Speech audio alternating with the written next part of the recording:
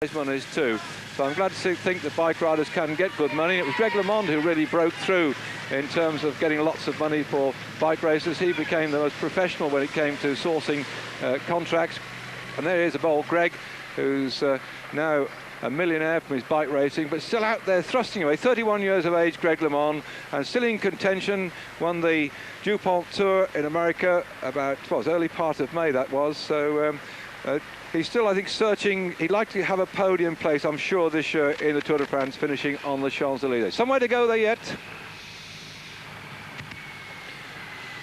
Looking down there, the yellow jersey, will Zuller have that at the finish on the Champs-Élysées? And we have 3 weeks from now. Well, if he does, that'll be absolutely outrageous, because new young pros coming into this race have got a lot of learning to do. It's a hard old race. And there on the far side, Charlie Motte, looking very comfortable indeed. He's in extremely good form at the moment. And they're riding for the Gatorade squad, Albalado Rondon. He rode for Benesto for some years. He switched across to Gatorade. So Gatorade got round about Bugno this year. A very, very strong team indeed. Valle Tebaldi up there as well. So they've got some strong riders to help Bugno get this yellow jersey. So we've got a race within a race, really. The two riders out in the front are desperately trying to win the stage and take the yellow jersey. This lot here are wearing down each other.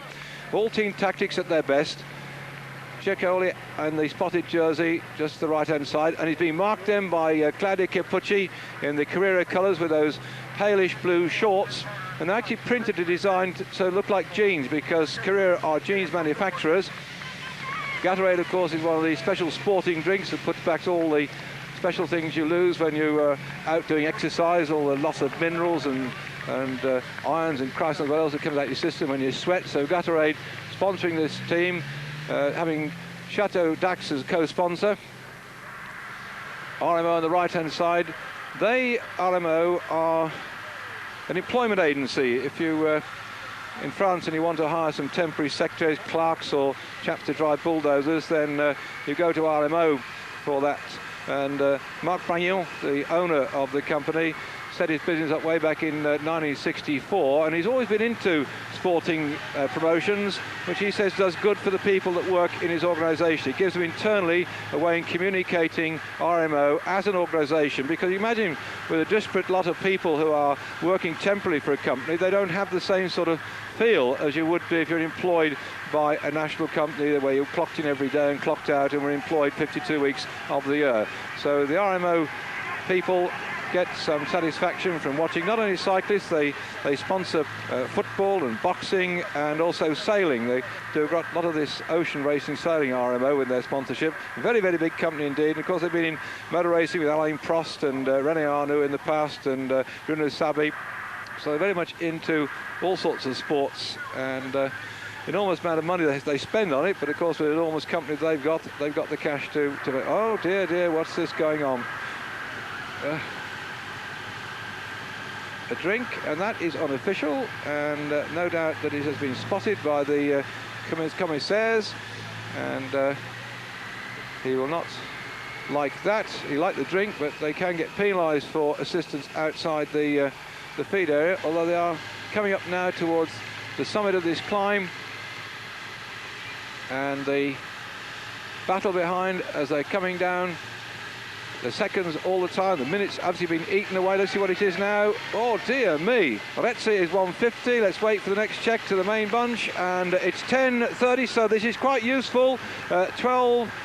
10:30 between those two. There was 12:30. They've only chipped a couple of minutes off this one. That's not a lot by any means. So these two riders still showing enormous amount of strength. Disappointing then that they haven't got Retzi with them, but he's ridden very hard indeed. And there we are looking back at the peloton, all being split up. 10.5 minutes. That is astronomical.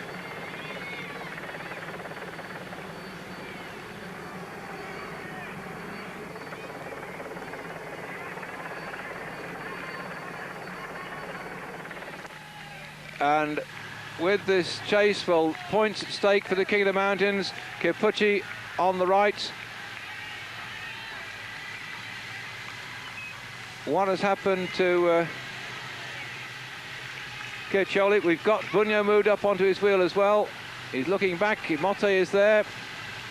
Winner last year, the Classic des Alpes, which went in fact to Gilles de Lyon this year, who's quite a useful climber. I can't see him there. Ciccoli is beginning to struggle. He's dropped back a bit now. Just LeBlanc has moved through. Look at Indurain sitting there comfortably. It never seems to show that he's hurting at all. When you're on the far side, then Chiappucci here, then Motte for RMO. Motte can't really attack this lot. He's got to sit with them because he's got two of his teammates up in front. But what a nice stepping stone for Charlie. If he could fly from these two, pick up his two teammates and add some more impetus to it, that would really be a turn up for the books if RMO sort of came in as we're getting now towards the top of this Premier Category climb. These Varenk on the front. And just behind him, Muccialdi. Varenk struggling to stay with it. Chiappucci pulled over a little bit to let Bugno come through. Indurain's on Bugno's wheel. The yellow jersey is nowhere to be seen at the moment. And for the yellow jersey, he's got to start stamping his authority on it. He did it yesterday in fine style. He was with his team when he was wearing the green jersey for the second on the points as such. Zülle was very strong yesterday, but perhaps he's burned himself out, and the big, strong, hard men now are beginning to show their strength at the front. I think there's the yellow jersey way down the slope, and look how they've all been spread out by this climb up the very, very tough climb indeed up the top of the Col de Marie Blanc. 9:45, it's coming down all the time. Not far towards the top of this climb. Now here they go.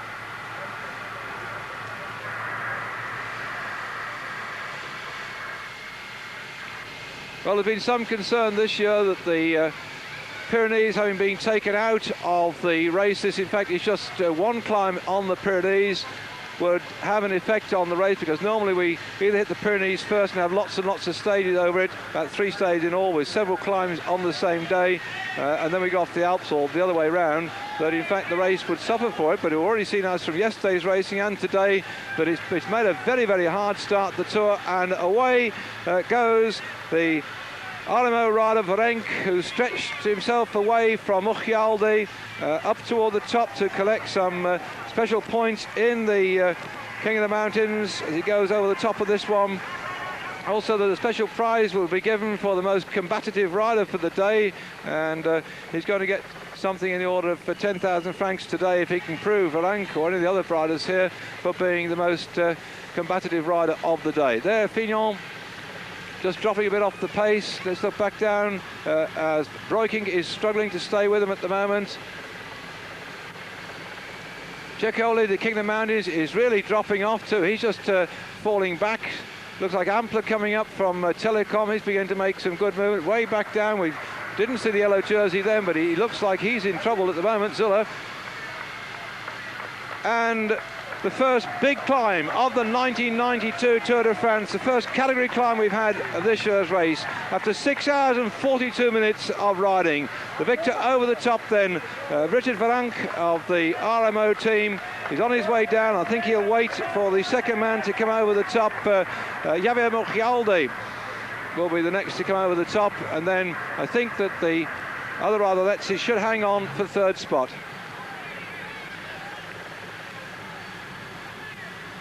And on the left-hand side of your screen, you'll see the clock running, showing you how much time is elapsing between the leaders and this chasing group. Chiappucci, Indurain, Bugno and Charlie Motte. What a cracking foursome. Oh, struggles on behind. LeBlanc has lost a bit of ground on this one, and Le Monde is also fighting his way up.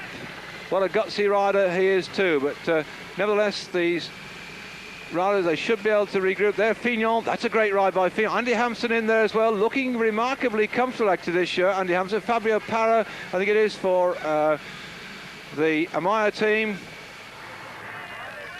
Well, Claudio Chiappucci is determined, I think, to get that polka dot jersey, and the way he's going now, he'd be third over the top to collect some points. Well, I say third, the other three riders round about. He might pip him at the post for some points on the King of the Mountains at the top of the climb here. And still a long way to go as far as they're concerned. There are 30 points have already gone to Varank, who went over the top in first place. 26 points have been taken by Muccialdi. 22 points should go to Rezzi. So they're battling now for 28 points for the fourth rider over the top of this climb. On the descent of the Col de Mary Blanc, as we thought, Muccialdi has come back to Varank. Varank having taken those maximum points, 40 points at the top of the climb.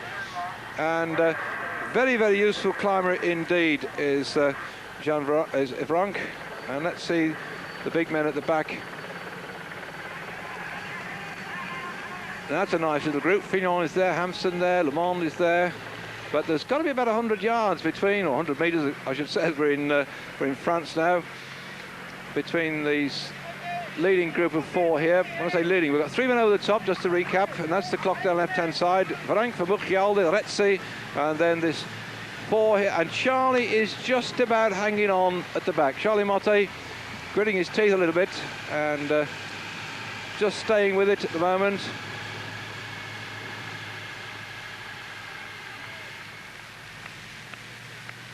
Winner of the Critérium de Dauphine Libert. So he's got some useful form. It shows he looked upon the Dauphiné as being a useful training ground for the Tour de France. That's when he beat Leblanc. Bugno was in third spot, so Charlie, as far as that stage race is concerned, he actually won a stage in as well with being to stamp his authority. But he's just struggling a little bit at the moment.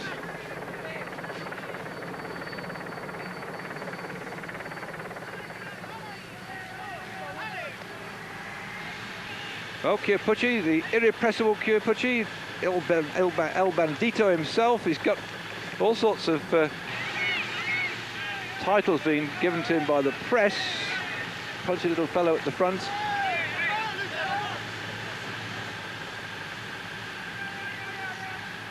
Well, that's a cracking group, that one.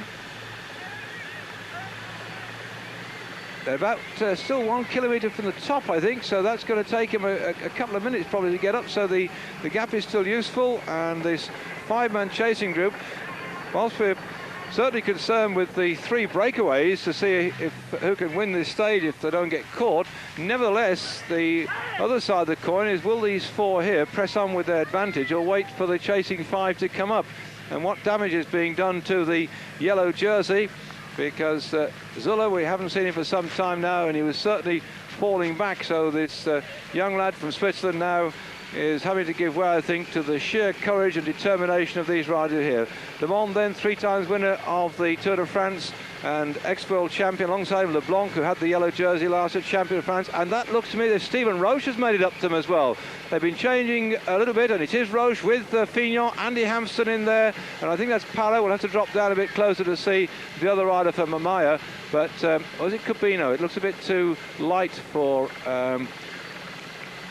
Parra, as LeBlanc looks back. Well, Roche really, he has got some form now and some courage and got some determination, and that, as far as Carrera is concerned, has got 2 men up here, and as far as Gattare is concerned, they've got 2 men as well, because up in that leading group for Carrera is Chiappucci, and for Gattare is the world champion himself, Gianni Bugno. Yeah, Charlie's, oh, rock.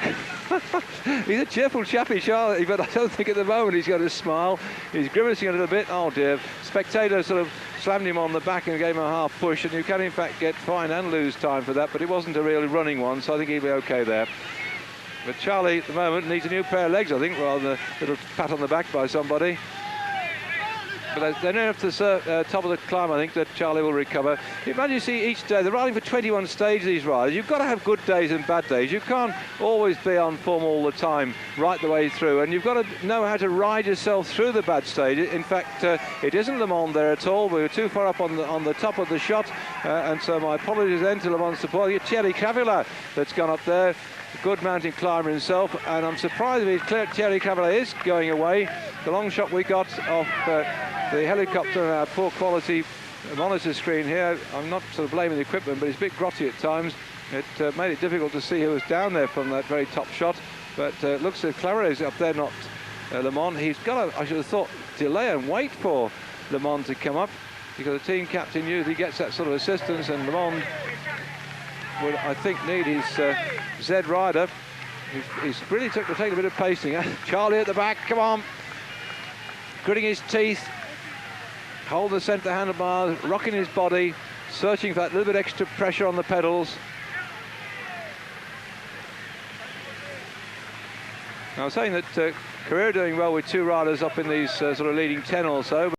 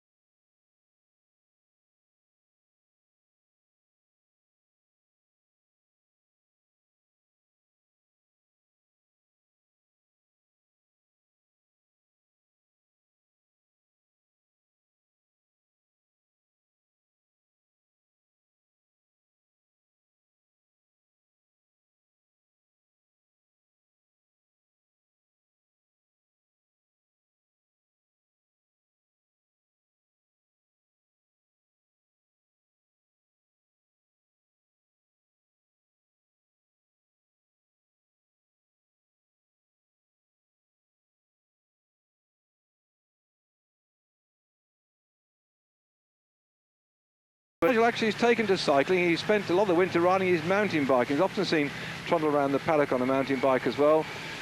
Lost a lot of weight. I think the cycling every morning helped him do just that. Not a lot of weight for these riders to lose, believe you me, because they've just come out, particularly Chiappucci and Indurain, out of the Tour of Italy, and so they've been riding, and you don't get much chance to put weight on when you're riding on those conditions. Although they eat like horses every night, everything they eat goes straight out into effort. So there we are, confirmation: Indurain, Bugno, Motti and Chiappucci. Something like about 8 minutes down on the leaders. And over the top of that climb, we've just joined the programme. This is Eurosport's coverage of the Tour de France on this stage, then stage 2 in the race, covering today a total distance of 255 kilometres in all. They've just come over the top of the Col de la Mairie Blanc, and when they came over the top of there, they had some 46 kilometres to go to the finish, just about 26 miles in all. On the side, 25 and a bit, and the escapers up in front of them went away quite early in the race. Dante Rezzi together with Javier Muccialdi and Varenk, and they had at one time a 22-minute lead. It came down to 20, then to 17, and now it's something like about 8 minutes or even less. And if you think about that, 25 miles to the finish off the top of that hill with 8 minutes, that is going to take some coordinated chasing to pull them back, and it'll be quite fascinating to see if these top men are prepared to work with each other, because certainly Charlie isn't going to work. He's got two of his men up in front. He's not going to chase at all. Now, he was a bit stuffed on the climb, so I think he'd be happy to sit in there. He won a stage in the Tour de France last year and the year before, and he will hope, I think, that his whoops, just give you some idea, they come from one damp patch onto another. Unlike the motor racing you saw yesterday, they all whipped into the pits and had their tyres changed. There's no way these chaps are going to stop the bikes and get a new set of wheels put in with different tyre treads on them. They've just got to hope to goodness that they have got the right tyre pressures. Actually, when it's going to be a wet day, they can start with special tyres that are okay in the wet, but generally speaking, they just let a bit of the air out and see what a tricky descent we've got coming up now.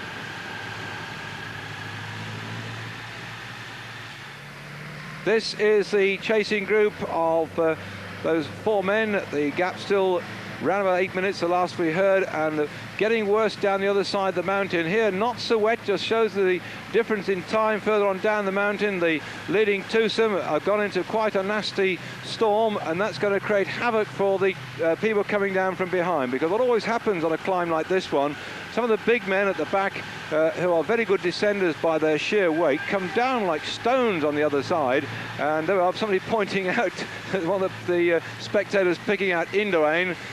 Very strong performance from Indurain here, but they've got to catch up with those leaders if they're going to try and win this stage today and get the yellow jersey. I'm watching this lot. Well, there's a bit of runoff there as far as they're concerned, a bit mucky if they went out into the fields. Zip, zip. No, not so bad now, the rain. That must have been just something coming off the trees, I suppose, because these roads are drier here. And very tricky too. Well, as far as Mochial is concerned, it's not far from his neck of the woods, so he might well have been over and reconnoitred some of this. Certainly a lot of the top teams go over and have an early look. Hampson went out and had a look at this stage as well, and took in the difficulties of the course. Here we are, confirmation of Varenk and Mochialdi. Varenk is the one from RMO in the white colours up the front, and the pinky jersey from the Amaya rider. Mochialdi, what does Charlie want? I think they're concerned about the bunch behind them, whether they're coming up fast enough, and I would have thought that probably Indurain, Bunyo, Motti and Chiappucci, those 4 would prefer the assistance of the back chasers. I think Charlie wants to know what the gap is as well. Here we are, wants a word with us.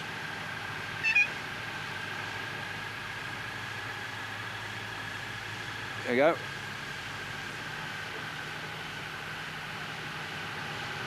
So the trouble with the team cars that normally pass this information forward, they can't get through on that climb. They've all been held back by the commissaires. And here we are, Fignon, Roche, Hampson and LeBlanc. Well, I picked them out. Now, who's the Cabino? I thought it was. Oh, it's Boye. It's not Craviolo. My apologies. Boye, stage winner in the Tour of Switzerland recently. Again, another man in good form. So we have got confirmation of who the other 2 are. And there we're looking at LeBlanc. And Hampston wearing 61 as the leader of the Motorola team.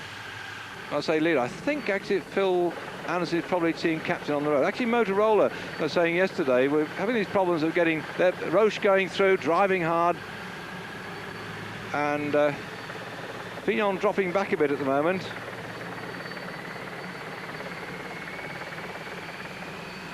He's letting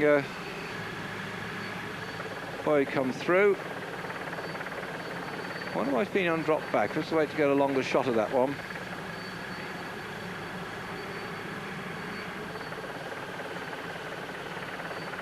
No, he sat back in that little group.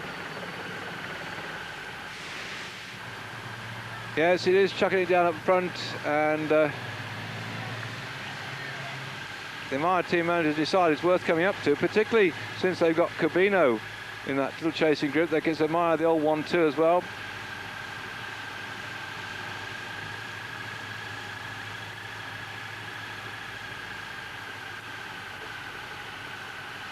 Well, it's all downhill to finish, so for Mochialdi and Varenk, I think they've got a very good chance. The last check we had was some 8 minutes at the top. It's coming down progressively, but the chasing foursome of Indurain and Chiappucci didn't seem to be coordinating their effort. They were taking rather carefully on the descent, and who can blame them in the way it was to come off the top of that mountain.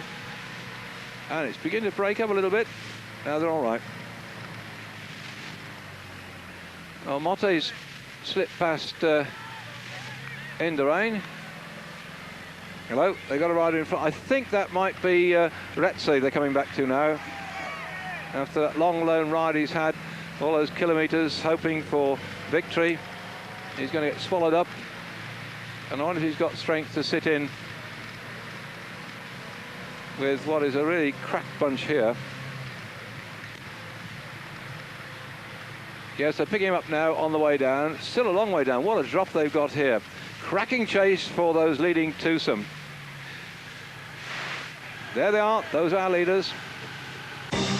Inside 10 kilometres to go, and from the pack chasing between, we've got a little group, Indurain, Chiapucci, Bugno, Motte. We've now got one rider from that bunch of some 20 trying to get across on his own, Jens Hepner. We may go back and have a look at that one, but certainly the Telecom rider is trying to do it on his own. So we've got really a chase here. We've got two in the front, being hotly pursued then by another 5 riders, and then something like 20 after that.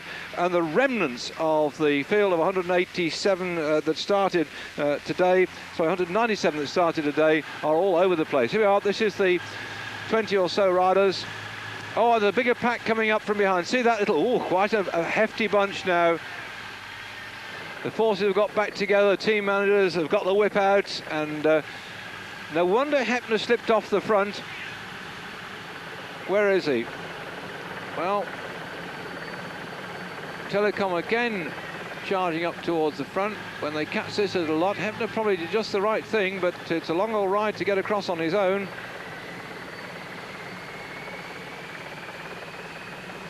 Ah, now that's interesting, because you see how they're all leaving gaps and easing back. They realise that that big bunch has come up from behind. This is going to be very difficult then to organise a chase. The team manager will have to decide which team is going to do the chasing down now. And I'm looking through there to see who it's likely to be. Well, Panasonics is one possibility. They've got a fair number of riders in that little group, and they are very good at organising things. And in fact, Dmitry Zadanov, I just looked at the back of there, very good sprinter, is in there. Looks like every man for himself. That's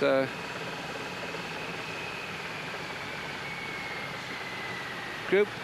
There are, so it's 1 minute between this one and the group up in front. But they're going to be marked down quite a bit, I think.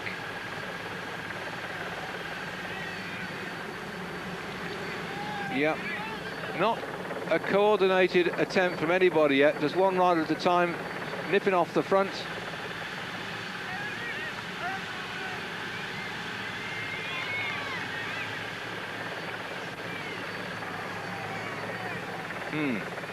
Can't see any coordinated attempt coming up yet a while. Well, Roche has decided that he'll have a little bit of a wander on front.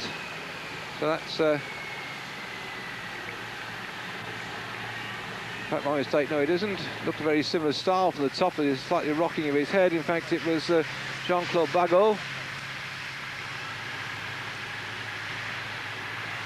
Well, they'll welcome the news that the chasing 20 or so who are coming up, the information that they've been waiting for, and that is the fact that the main chase now is so large that unless they get a really good back then with Roland Leger, and you see how they're sitting on the tops and chatting away here through the spray. This fair-sized bunch at the moment. There's Robert Miller. Ah, Sean Kelly's up there. Well done, Sean. Very clever rider, by the way. There's Greg LeMond. He's obviously watched the wheels, Sean, and he wasn't on Raul Carlo with him. There's one or two crafty fellas here, and the Zeds getting together. So obviously, when the team manager had a few sharp words to say when he came up there and had a word with Eric Boyer, they knew exactly what they were doing. Well, yep, every bit of encouragement. And so the Bruno Roussel for RMO, the assistant director, urging him on with the shouts of allez. Well, they don't need much encouragement to go, Richard Virenque, because for either of these two, the glory of a stage victory. And there we are. I'm just having a look at that. 10 kilometres to go, if it is still. Yes, it is. And in fact, the gap is 6 minutes 28 seconds between the leading two riders and that chasing group of 5 men. It's 6 minutes and 28 seconds is the gap for the 10. So 6:28 is the gap then for those leading riders at the 10 kilometres to go.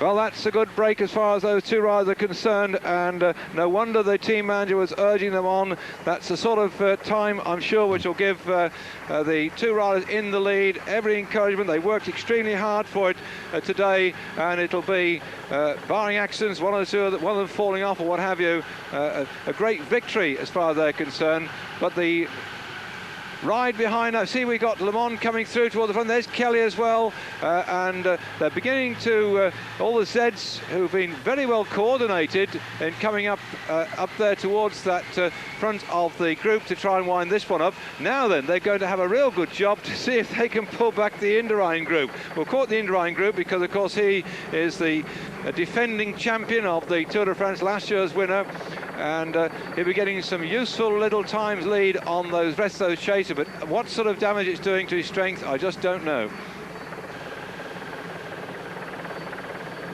Well, there we are, the spectators out on the side of the road looking for their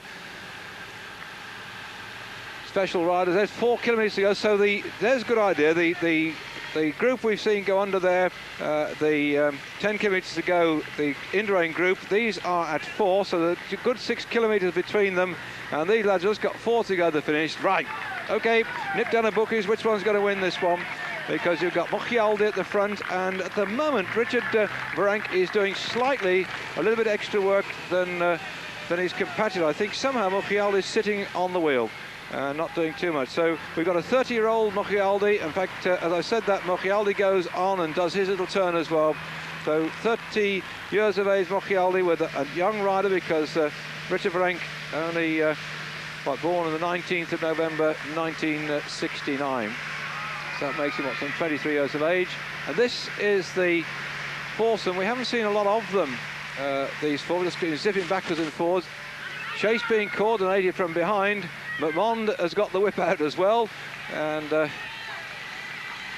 nice pictures of men at work. So there's Eric Boyer, a bit upset that he was told to go back. There's Kravtsov with the two-way communication. He couldn't communicate with Eric Boyer, had to send the car up because he hadn't got the two-way radio with him. There's Kelly sitting back in that little group as well.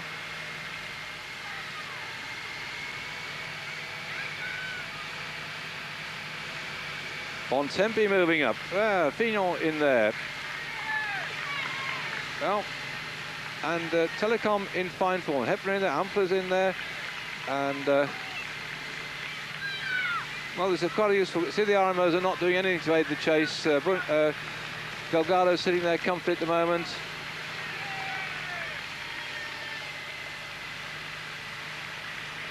I'm looking for these very special sprinters at the moment. I don't think Abdul Japarov will have got over the top of that big climb, but looking through here at the moment, can't see any side of him. And looking for Cipollini as well, because those two have been having the bag of my Telecom are in fine form as well. They've got a few lads in here. So who's going to come forward and help out? Well, it's RMO's benefit day today for sure, because they've got 2 men in this break. They've got one up in front as well, so they're going to get a good chance, I think, of getting the team award today. Charlie Motte. Indurain, let's see, Capucci, Bugno.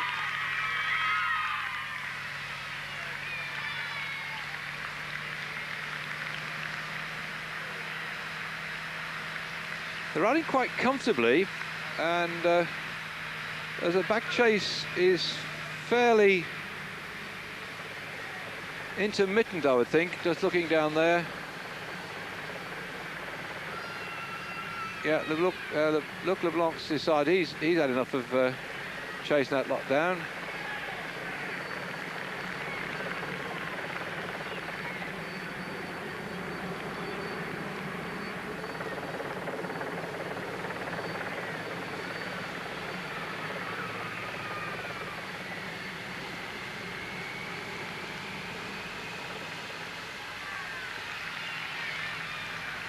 Castle taking over, Kelly behind.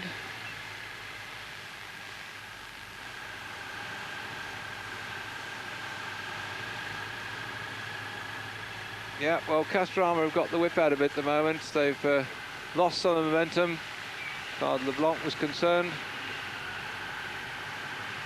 Kelly, well, Sean's won it in pole before, but he can do no better perhaps than sprint for third spot. Right now, that's of course if they catch back Indurain's group, and there's no certainty about that at all either. So there's a useful bunch of blokes here. Mark Meadows just gone through for the Telecom team, the winner of the Paris-Roubaix under very tough and nasty conditions indeed. So he knows what it's like to hurt. Jean-Claude Bagot just drifting off past our screen. They've still got some fire, haven't they? Look at Mocchialdi go at the front. The mere thought of being with a chance of winning a stage in the Tour de France. I mean, he finished 22nd last year, Mocchialdi, so he's quite a useful, strong competitor. And there, with the red kind of 1 kilometre out, there's no doubt between these two. Let's hope we stay with this for a bit. Got plenty of time then. Right, who do you think's going to get it? We got the 30-year-old Mocchialdi in the pink for Maya on the right-hand side. We've got this young professional here, just some 23 years of age, Richard Virenque, who has won quite a number of stages in the various amateur tours that he's taken part in. He was 8th in the Championship of the World in Japan in 1990, and last year 2nd in the Tour of the Mediterranean. So he's quite a useful sprinter when it comes to coming out of bunches. Quite a number of his successes have come in stage races. So let's see if he gets it this time. So there they are, heading in toward the finish, just about 700 metres to go. Neither of them, I think, would look upon themselves as being out-and-out sprinters, and in these circumstances, they really try and keep the speed up all the way down in toward the finish and burn it. And Mocchialdi trying to lurk and go, and he's gone away on the right-hand side. Can Virenque come back at him? It's just a little trial as far as Mocchialdi is concerned. Virenque has got to really ride for this one. I think he thought the two of them were going to ride at speed a bit longer than that. It's a chase now with Mocchialdi going away and Virenque coming up towards him, but there's no doubt about it that Mocchialdi's got the strength in his legs. Bad luck then to Richard Virenque, but Mocchialdi, 30 years of age, for the Amaya team, takes that stage. Elated ride as far as he's concerned, and the clock on the left-hand side will show you the gap between them and the main pack, but the chasing group of 5, and then that main pack coming in. The gap quite considerable, but the question is, can Indurain's group stay clear and get a few vital seconds back on some of the top people? Zed's now leading the chase to try and cut the deficit, and Kelly as well, gritting his teeth. Kelly really could be well in contention for the green jersey if he keeps this up. I know it's early in the race to say so, but we're looking at the way in which Kelly can climb and he can sprint as well. And some of the big sprinters, we've seen Abdul Japarov hasn't held the pace today. It may be that Kelly, with his consistency, could be looking for yet another green jersey. It's early days yet, but he's not coming to this race just for the benefit of his health. We're looking down now at a little chasing group split themselves off the front. One of the TVM riders, that looks a bit like Skibby to me. Are they trying to clear up on the leading 5? I don't think they're going to do it at the moment. When I say leading 5, there's 5 riders left out on the road now. If those first 2 came in, and if you just come in to watch the thing, those 5 then, Kipucci, Indurain, Bugno, Motte, and let's say the Camels will pick him up shortly. The gap was, last we had was 6:20 something, and let's see where they are down there. I don't think there's any chance of that 20-odd so riders beginning to catch up with the Bugno and Indurain crowd at all. Down there trying to search for them. Lost them. Go. And we seem to have lost the picture from our camera that would be with those 5 riders. I think the helicopter pilot's lost as well at the moment. We're down here. Come on, hope he can find us somewhere. And in a minute, any minute, we hope, we should be able to see what's happening with that 5. And because there's a lot of money at stake when they finally come in towards the finish. And oh, we've gone back instead to the third lot on the road. Here we are, now back to the second lot on the road. So apart from the vital points in the points championship, there is lumps of money to be won as well. We've just seen the first two go over the line, and so Mochialdi is better off by 50,000 French francs. It's sort of 5,000 quid's worth. And for his trouble today, Richard Varenk has got £2,000 or 20,000 French francs. So these lot are going to sprint out for £1,000. Not bad prize. Of course, they split it amongst their team. Now let's see out of this little lot who we think's got the best of the sprint. Well, Bunyo, of course, is undoubtedly probably the sharper sprinter from this little lot here, and my money would be on him. Although we see Motti turn a nifty rate of knots. Chiappucci, a very strong rider, but I think Bunyo is probably the sharpest of this lot. Charlie Motti is smiling away. He's done exactly, that's tremendous thought by him. He's driven this bunch along, he's made them go. His teammate hasn't won the stage, but he's got a second place. They've got a lot of cash in the bank for that one. And here we are, look, 1, 2, 3 as far as RMO is, so they could well get the stage victory today for their team as well. So that's more cash in the kitty. These are professionals, they ride their bikes to earn a few bob, and I think RMO are going to do quite well today in this stage and be amongst the cash. So good luck to them for the stage today. And there, Charlie, well done. I think you got encouragement, and there was just a little sense that perhaps they were going to flag and drift back, but he's done his trick now, and I think they'll all be thankful for that, because those few vital seconds, as far as Indurain and Bunyo and Motte are concerned, and Chiappucci, when they've got themselves away from people like Brooking, they're in fact then the gap I've just put the clock on between them and the chasing group, they've actually gone under that barrier, something only about 4 minutes down, yes. So they had cut that deficit, but not by a lot. Oh, oh my goodness! This group here is only something like about 15 or 12 to 15 seconds behind these four. So it might have been for nothing yet. The big sprinters might close up on them.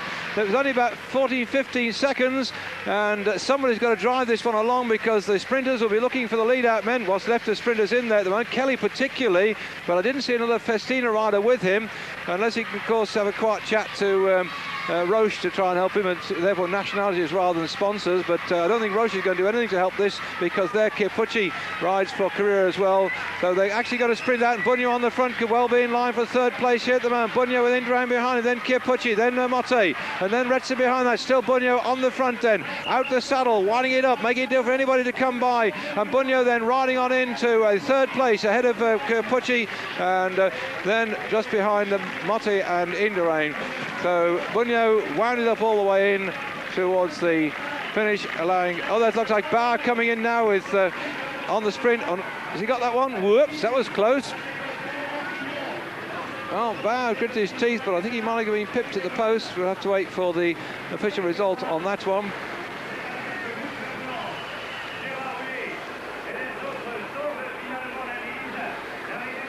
So looked like that might have been Fondris in there for the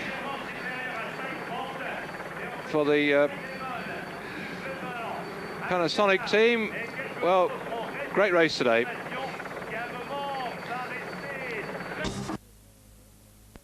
Can Varenk come back at him? It's just a little trial as far as Mochialdi is concerned. Varenk has got to really ride for this one.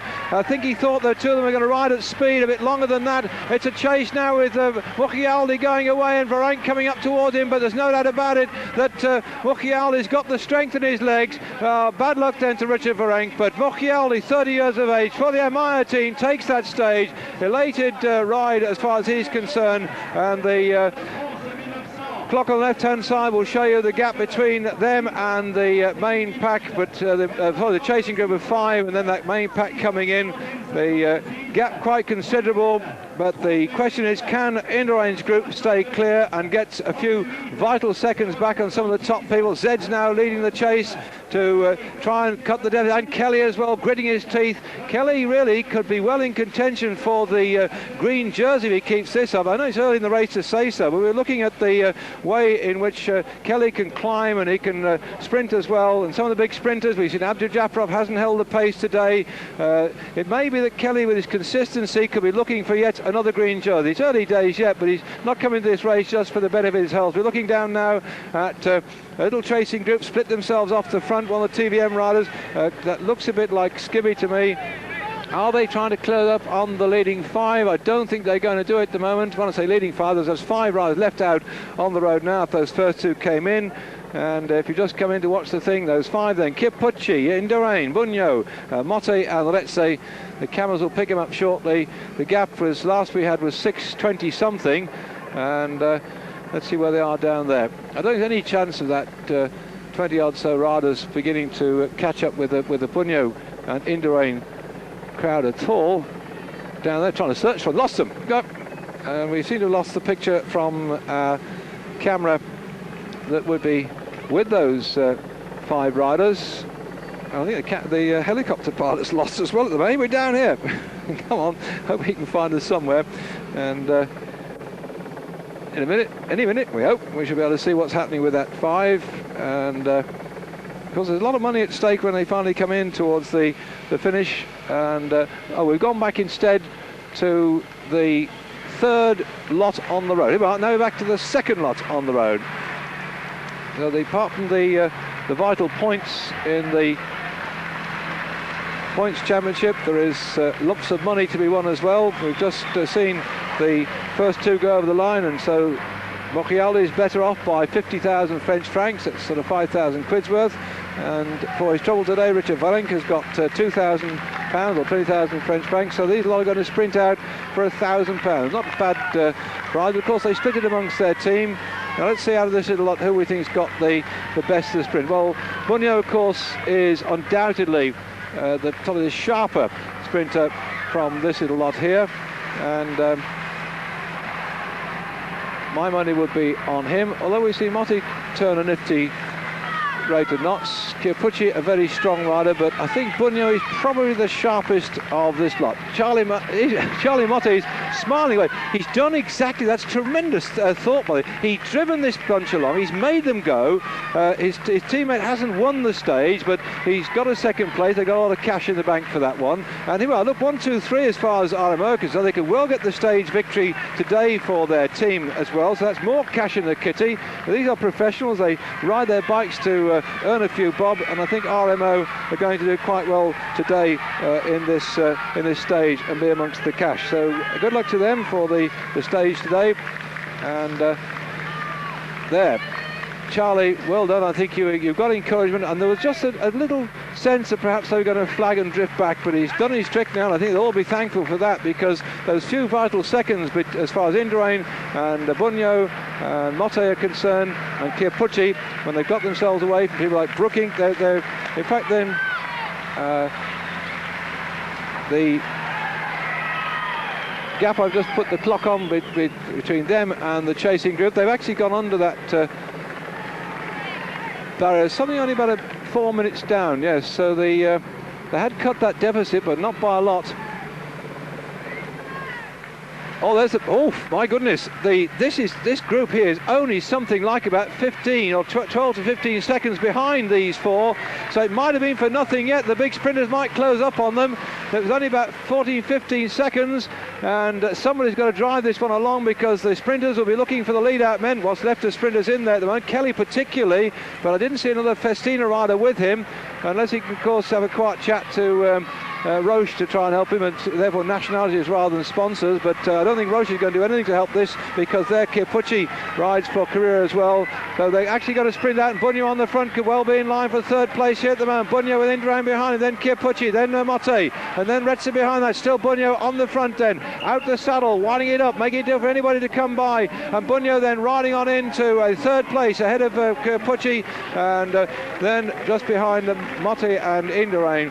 So Bunyo wound it up all the way in towards the finish, allowing... Oh, that looks like Barr coming in now with on the sprint. Has he got that one? Whoops, that was close. Well, Barr gritted his teeth, but I think he might have been pipped at the post. We'll have to wait for the official result on that one.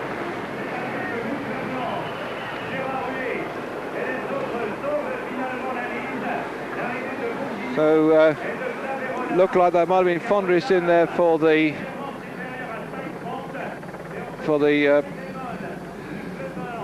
Panasonic team. Well, great race today. As usual, the big bunch of helpers milling round the finishing area. Whoops.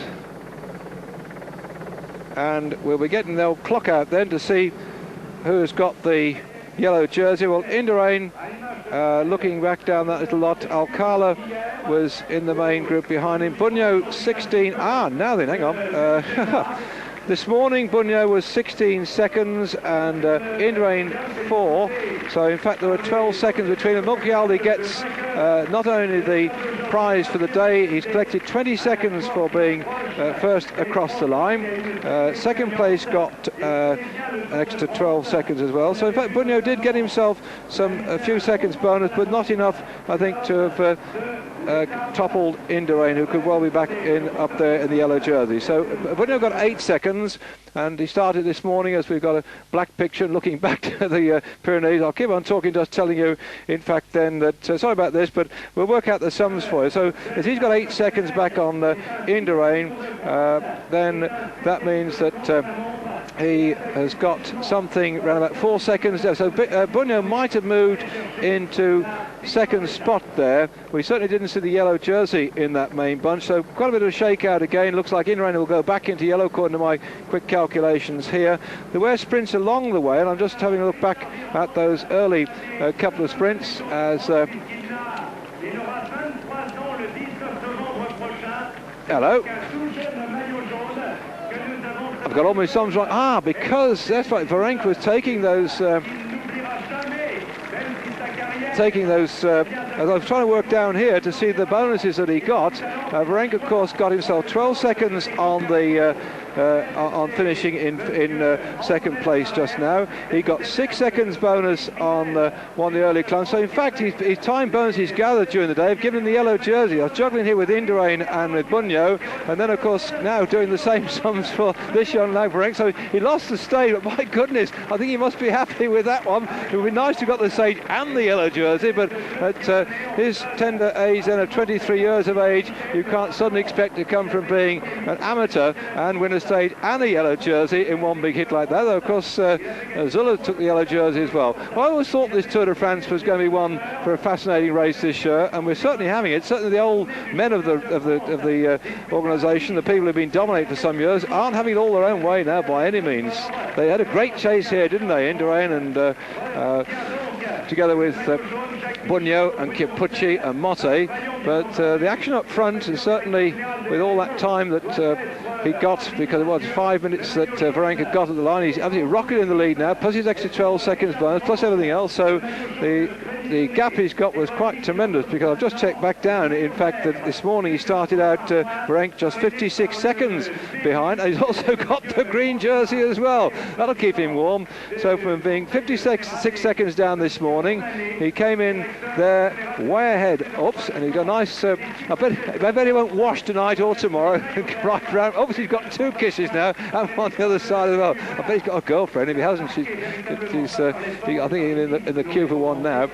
So there we are, complete with the lipstick kisses and 2 jerseys. So Varenk now in the yellow jersey. Sorry about the little mental aberration when I was working out Indurain's position versus Bunyo, but that lad 56 seconds down this morning has now taken a hatful of jerseys, and of course let's have a little look, because he might be the best placed young rider as well. And the RMO's team, Varenk, no, he's not marked down here as being in the young rider group. My photostat doesn't show on the left hand side as we're watching this sprint, the little dot, but I'm pretty sure he's in the young rider competition as well.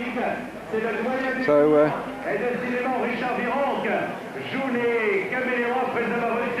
No, I don't think that went to bar. So I was distracting there. We're going back, in fact, to look at that sprint for the minor places further down the back end there. And looks like Konishev made his way up there. And von Rest.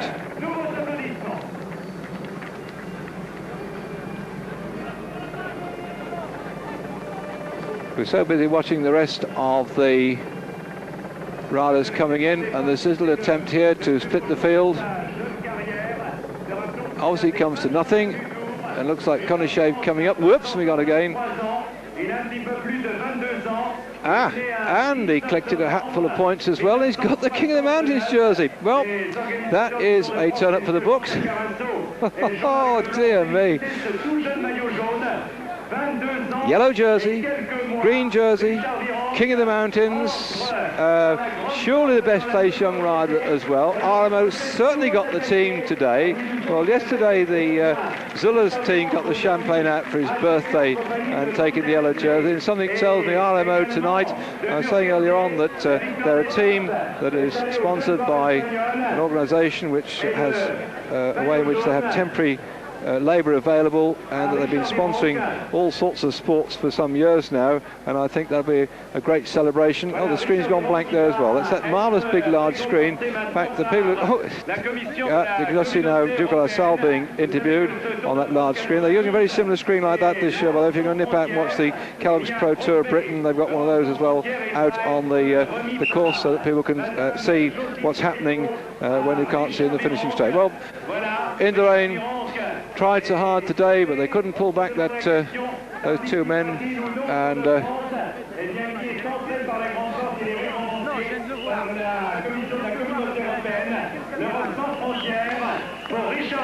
so Indurain is here we are. We've now got it, the confirmation of the positions which we saw over there down to 6th place. Murcialdi 6:41, so 5 minutes and 5 seconds it was at the end from Indurain, so he's probably got a good 4.5 minute lead now for that yellow jersey, and I'd have thought at that rate he can keep that yellow jersey for quite a bit, because when we get to the team time trial, it's 63 kilometres at Limoges, then this young lad here who won the stage, not in a strong team, and so they might find themselves struggling, but certainly here we are. The general classification, Varenk there, 4:34, so about 4.5 minutes from Indurain. Bugno at 4:36. I think they're going to have to juggle with the computer to put everybody else in, but certainly those two, Indurain and Bugno, coming in, no separated just by 2 slender seconds. So we had a great day's racing today, and I keep your fingers crossed then for the young lad in the yellow jersey. He's got quite a strong team, and I think he may well hang on to that leader's jersey way up into Holland and Belgium and so on. Well, for myself, David Duffield, stay with us, we've got more action coming up tomorrow.